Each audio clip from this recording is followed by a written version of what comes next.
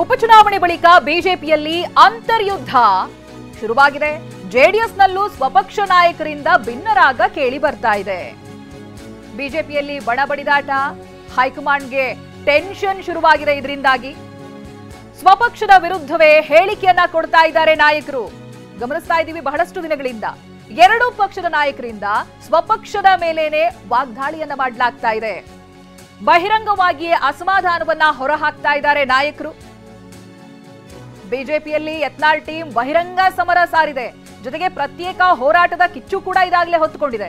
Yatnal team ವಿರುದ್ಧವಾಗಿ DV. Sadananda Gowda ಇದೀಗ ವಾಗ್ದಾಳಿಯನ್ನು ನಡೆಸಿದ್ದಾರೆ. ಜೆಡಿಎಸ್ನಲ್ಲಿ ಕುಮಾರಸ್ವಾಮಿ ವಿರುದ್ಧ ಜಿಟಿಡಿ ವಾಗ್ದಾಳಿಯನ್ನು ನಡೆಸಿದ್ದಾರೆ. ಹಾಗಿದ್ರೆ ಏನ್ ಹೇಳಿದ್ರು ಬನ್ನಿ ಕೇಳೋಣ. ಎರಡು ಪತ್ರಗಳನ್ನು ಪ್ರಾರಂಭಿಕ ಹಂತದಲ್ಲಿ ಒಂದು ಪತ್ರವನ್ನು ಬರೆದಿದ್ದೆ. ಇತ್ತೀಚೆಗೆ ಒಂದು ಪತ್ರವನ್ನು ಕೂಡ ನಾನು ನಮ್ಮಲ್ಲಿ ಈ ಭಿನ್ನಮತ ಸ್ವಲ್ಪ ವೇಗವಾಗಿ ಬೆಳೀಲಿಕ್ಕೆ ಪ್ರಾರಂಭ ಆದ ಮೇಲೆ ಕೂಡ ಬರೆದಿದ್ದೆ. ಆದರೆ ಅದಕ್ಕೆ ಎರಡಕ್ಕೂ ರಿಪ್ಲೈ ಕೂಡ ಇಲ್ಲದಿರುವಂಥದ್ದು ಯಾಕೋ ಮನಸ್ಸಿಗೊಂದು ಸ್ವಲ್ಪ ಕೇಂದ್ರದವರು ನಮ್ಮನ್ನು ಭಾರಿ ದೊಡ್ಡ ರೀತಿಯಲ್ಲಿ ಇಲ್ಲಿಯ ಸಮಸ್ಯೆಗಳ ಬಗ್ಗೆ ಗಮನ ಹರಿಸ್ತಾ ಇಲ್ಲ ಅಂತ ಹೇಳುವಂಥದ್ದು ನನಗೆ ಕಂಡಂಥ ಸತ್ಯ. ಭಾರತೀಯ ಜನತಾ ಪಾರ್ಟಿಯ ಹೆಬ್ಬಾಗಿಲು ಕರ್ನಾಟಕದಲ್ಲಿ ಆ ಹೆಬ್ಬಾಗಿಲೇ ಇವತ್ತು ವಿಭಿನ್ನ ಬಾಗಿಲುಗಳಾಗಿರುವಂಥದ್ದು ನಮಗೆ ಭಾರಿ ಬೇಸರದ ಸಂಗತಿ. ಇವರ ಎರಡು ಗುಂಪುಗಳು ಅತ್ಯಂತ ಪ್ರಬಲವಾಗಿ ಸೆಣಸಾಡ್ತಾ ಇದ್ದವು. ಆದರೆ ಯಾವತ್ತೂ ಬೀದಿಗಿಳಿಲಿಲ್ಲ.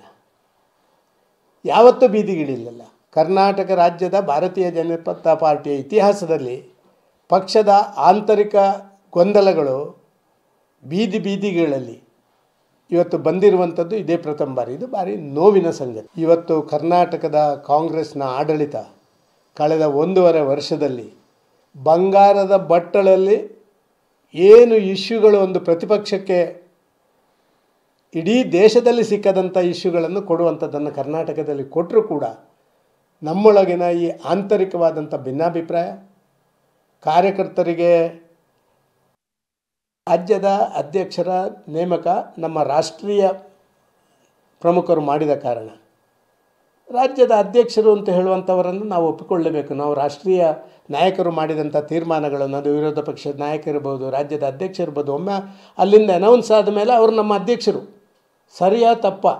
ಅವರು ತಪ್ಪಾದರೆ ನಾವು ಅಲ್ಲಿಯೇ ಹೋಗಿ ಹೇಳಬೇಕು, ಬೇರೆ ಕಡೆ ಹೇಳಿ ಅದನ್ನು ಇಲ್ಲಿ ಬೀದಿಯಲ್ಲಿ ಇಳಿದು ಬೀದರ್ನ ಯಾವುದೋ ಒಂದು ಗ್ರಾಮದ ಮಾರ್ಗದಲ್ಲಿ, ಅದು ಕೂಡ ರಸ್ತೆ ಗುಂಡಿಗಳನ್ನು ಮುಚ್ಚದಂಥ ಕಾಂಗ್ರೆಸ್ನ ಆ ಮಾರ್ಗದಲ್ಲಿ ಹೋಗಿ ನಾವು ಹೇಳುವಂಥ ಅಗತ್ಯಗಳಿಲ್ಲ. ಮತ್ತು ಯಾರು ಈಗ ಬೇರೆ ಬೇರೆ ತಂಡಗಳು ಅಂತ ಸೆಲ್ಫ್ ಸ್ಟೈಲ್ ಲೀಡರ್ಸ್ಗಳಾಗಿ ಇವಾಗ ಬಂದಿದ್ದಾರಾ, ಅವ್ರಿಗೆಲ್ಲರಿಗೂ ಕೂಡ ರಾಷ್ಟ್ರೀಯ ನಾಯಕರ ಟಚ್ ಇರುವವರೇ ಇರೋದು. ಅದರಲ್ಲಿ ಸಣ್ಣ ಪುಟ್ಟವರಲ್ಲ. ಮಾಜಿ ಎಂ ಪಿಗಳು, ಮಾಜಿ ಮಂತ್ರಿಗಳು, ಮಾಜಿ ಕೇಂದ್ರದ ಮಂತ್ರಿಗಳು, ಇಂಥವರಿಗೆ ಕೂಡ ಕೇಂದ್ರದ ಎಲ್ಲ ನಾಯಕರಿಗೆ ಗೊತ್ತಿದ್ದುಕೊಂಡು ಇವರು ತಮ್ಮಟೆ ಬಾರಿಸೋದು, ಮಾರ್ಗದಲ್ಲಿ ಬೀದಿಯಲ್ಲಿ ತಮ್ಮಟೆ ಬಾರಿಸುವಂಥದ್ದು ಉಂಟಲ್ಲ, ಇದು ಅಶಿಸ್ತು ಅಂತ ನಾನು ಹೇಳಲಿಕ್ಕೆ ಇಚ್ಛೆ ಪಡ್ತಾ ಇದ್ದೆ. ಸದಾನಂದ ಗೌಡ ಬಾಯಿ ಮುಚ್ಕೊಂಡಿರ್ಬೇಕು. ಇಲ್ಲದೆ ಹೋದ್ರೆ ಅವರ ಬಂಡವಾಳ ಬಯಲು ಮಾಡ್ತೀನಿ. ಡಿವಿಎಸ್ ವಿರುದ್ಧವಾಗಿ ಶಾಸಕ ಯತ್ನಾಳ್ ತೀವ್ರ ವಾಗ್ದಾಳಿಯನ್ನು ನಡೆಸಿದ್ದಾರೆ. ಅವರು ಸುಮ್ಮನಿರಬೇಕು ಅಂತ ಬಿಎಸ್ವೈ ಕುಟುಂಬದ ಬಗ್ಗೆ ಡಿವಿಎಸ್ ಮಾತನಾಡಿದ್ದಾರೆ. ನನಗಿಂತ ಕೆಟ್ಟದಾಗಿ ಸದಾನಂದ ಗೌಡ ಮಾತನಾಡಿದ್ದಾರೆ ಬಿಎಸ್ವೈ ಕುಟುಂಬದ ಬಗ್ಗೆ. ಡಿವಿಎಸ್ ವಿರುದ್ಧವಾಗಿ ಈ ರೀತಿಯಾಗಿ ಯತ್ನಾಳ್ ವಾಗ್ದಾಳಿಯನ್ನು ನಡೆಸಿದ್ದಾರೆ. ಅಟ್ಟೆ ಗಾಬರಿಯಾಗ್ಯಾರ ಸದಾನಂದ ಗೌಡರು. ಅವರು ಭಾಳ ಮಾತಾಡ್ಯಾರ. ನಾನು ಮುಂದೆ ಅದನ್ನು ಬಿಚ್ಚಿಟ್ಟೆ ಅಂದ್ರೆ ಅವ್ರದ್ದೆಲ್ಲ ಬಣ್ಣ ಬಯಲಾಗ್ತದೆ. ಸುಮ್ಮನೆ ಬಾಯಿ ಮುಚ್ಕೊಂಡು ಕುಂಡ್ರದು ಒಳ್ಳೆಯದವ್ರು. ಸದಾನಂದ ಗೌಡರು ಯಡಿಯೂರಪ್ಪ ಅವ್ರ ಬಗ್ಗೆ, ವಿಜೇಂದ್ರ ಬಗ್ಗೆ, ಅವ್ರ ಭ್ರಷ್ಟಾಚಾರದ ಬಗ್ಗೆ ಇಟ್ಟು ಮಾತಾಡ್ಯಾರ. ಅದು ಮಾತಾಡಿಲ್ಲ ಅಂತ ಹೇಳಿ ಧರ್ಮಸ್ಥಳ ಮಂಜುನಾಥನ ಬಲ್ಲಿ ಬರ್ತಾರಂತ ಕೇಳ್ರಿ. ಇಷ್ಟು ಕೆಟ್ಟದಾಗಿ ಮಾತಾಡ್ರಿ. ನಾ ಎಂದೂ ಮಾತಾಡಿದ್ಲು ಯಡಿಯೂರಪ್ಪನವ್ರ ಕುಟುಂಬ ಬಗ್ಗೆ ಅಷ್ಟು ಕೆಟ್ಟ ಮಾತಾಡ್ಯಾರ. ಅದಕ್ಕೆ ಸುಮ್ಮ ಬಾಯಿ ಮುಚ್ಕೊಂಡು ಇರೋದು ಒಳ್ಳೆಯದು. ಹೈಕಮಾಂಡ್ ಎಲ್ಲನೂ ಗಮನಿಸ್ಲಾಕತ್ತದ. ನಾವು ನಮ್ಮ ಹೋರಾಟ ಬಿಡುವುದಿಲ್ಲ.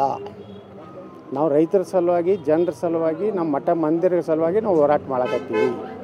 ನಾವೇನು ರಾಜ್ಯಾಧ್ಯಕ್ಷ ಆಗಬೇಕು, ಮುಖ್ಯಮಂತ್ರಿ ಅಭ್ಯರ್ಥಿ ಆಗ್ಬೇಕಂತ ಹೋರಾಟ ಅಲ್ಲ, ಮತ್ತು ಯಾವುದೇ ಕುಟುಂಬದ ವಿರುದ್ಧ ಹೋರಾಟ ಅಲ್ಲ. ಇವ್ರು ಯಾರೂ ಗಾಬರಿ ಆಗೋವಂಥದ್ದು ಬೇಕಾಗಿಲ್ಲ. ಅದು ಗಾಬರಿ ಆಗ್ತೀರಿ ನಾವು ನಿಮ್ಮ ಬಗ್ಗೆ ಮಾತಾಡಲಾಗಿ ಒಂದು ಸದಾನಂದ ಗೌಡದ್ದು ಏನೈತೆ ಕೆಲಸ? ಏನೂ ಇಲ್ಲ. ಎಲ್ಲ ಈ ದೀಪ ಆರ್ದವ್ರ ಬಗ್ಗೆ ಮಾತಾಡೋದಿಲ್ಲ. ನೀನೇ ಒಬ್ಬ ಹೇಳೋಣ ದೀಪ ಆರು ಮುಂದೆ ಬಗ್ಗ ತುರಿತದ ದಿಪಿ ಆರಿ ಹೋಗ್ಯಾವು ಅವ್ರ ಬಗ್ಗೆ ನಾವು ಮಾತಾಡಿದ್ರೆ ನಮಗೆ ಹಾಪ್ ಮಾಡತ್ತಾರೆ ಜನ, ಅದಕ್ಕೆ ನಾವು ಮಾತಾಡೋದು. ಆಮೇಲೆ ಸರ್ ಎರೆಹುಳುಗಳೆಲ್ಲ ನಾಗರ ಹಾವುಗಳಾಗಲಿ ಪ್ರಯತ್ನ ಮಾಡ್ತಾ ಆ ರೀತಿ ಪ್ರಯತ್ನ ಮಾಡಬಾರ್ದು ಅಂತ ಯಾರಿ ನಾಗರ ಹಾವ ಎರೆಹುಳ ಎತ್ತ ಸಂಬಂಧವಯ್ಯ ಸದಾನಂದ. ನಿನಗೂ ನಿನ್ನ ಮಾತಾಡಿದ ಕೃತಿಗೂ ನಿನ್ನ ನಾಲಿಗೆಗೂ ಎತ್ತ ಸಂಬಂಧವಯ್ಯ ಸದಾನಂದ. ಇದು ಹೊಸ ಕುಡಲ ಸಂಗಮವರ ವಾಣಿ, ನಂದು ಬಸವವಾಣಿ. ಅಟ್ಟೆ ಗಾಬರಿಯಾಗ್ಯಾರ ಸದಾನಂದ ಗೌಡರು. ಬಿಜೆಪಿಯಲ್ಲಿ ಗುಂಪಿರೋದು ನಿಜ ಅಂತ ಮತ್ತೊಂದು ಕಡೆ ಅರವಿಂದ್ ಬೆಲ್ಲದ್ ಹೇಳಿದ್ದಾರೆ. ಇನ್ನೆರಡು ತಿಂಗಳಲ್ಲಿ ಸಮಸ್ಯೆ ಬಗೆಹರಿಯುತ್ತೆ ಅಂತಾರೆ ಬೆಲ್ಲದ್. ಬಿಜೆಪಿಗೆ ಯತ್ನಾಳ್ ಅವಶ್ಯಕ ಅಂತಾನು ಅರವಿಂದ್ ಬೆಲ್ಲದ್ ಹೇಳಿದ್ದಾರೆ. ಎಲ್ಲರಿಗೂ ಗೊತ್ತಿದ್ದೈತಿ, ಸ್ವಲ್ಪ ಗುಂಪುಗಳು ಇದಾವ, ಎಲ್ಲರೂ ಕೂಡಿ ಅದನ್ನು ಮಾತಾಡಿ ಬಗೆಹರಿಸ್ಕೊಳ್ಳೋಂಥ ಅವಶ್ಯಕತೆ ಐತಿ. ಅದನ್ನು ನಾವು ಮಾಡ್ಕೊತೇವೆ ಪಕ್ಷದಲ್ಲಿ. ಎಲ್ಲದು ಬಿ ಜೆ ಪಿನ ಯತ್ನಾಳ್ ಅವ್ರು ಮಾಡ್ತಾ ಇರೋದು ಬಿ ಜೆ ಪಿಯಿಂದನೇ, ಇಲ್ಲೇ ಉಳಿದವ್ರು ಮಾಡ್ತಾ ಇರೋದು ಬಿ ಜೆ ಪಿಯಿಂದನೇ. ಇದು ಪತ್ರ ಚಳಿಯೋದು ನನಗನ್ಸೋ ಮಟ್ಟಿಗೆ ಅವಶ್ಯಕತೆ ಇಲ್ಲ. ಇದು ಇದ್ದಿದ್ದ ವಿಷಯ ಇನ್ನೂ ಹೆಚ್ಚು ಬೆಳೆಸುವಂಥದ್ದು ಆಗ್ತೈತಿ. ಆ ರೀತಿ ಅವಶ್ಯಕತೆ ಇಲ್ಲ ಅಂತ ನನಗನ್ನಿಸ್ತು. ಈ ಗೊಂದಲ ಯಾವಾಗ ಬಗೆಹರಿಯುತ್ತೆ? ಕುತ್ಕೊಂಡು ಬಗೆಹರಿಸ್ಬೇಕು, ಮಾತಾಡಿ ಬಗೆಹರಿಸ್ಬೇಕು. ಟೈಮ್ ಹಿಡಿತೈತಿ. ಇನ್ನೊಂದು ನನಗನ್ಸಿದ್ರೆ ಇನ್ನೊಂದು ತಿಂಗಳು 2 ತಿಂಗಳು ಹೋಗ್ತೈತೆ ಅದು ಬಗೆಹರಿಸ. ಯಾಕಂದ್ರೆ ನಮ್ಮ ವರಿಷ್ಠ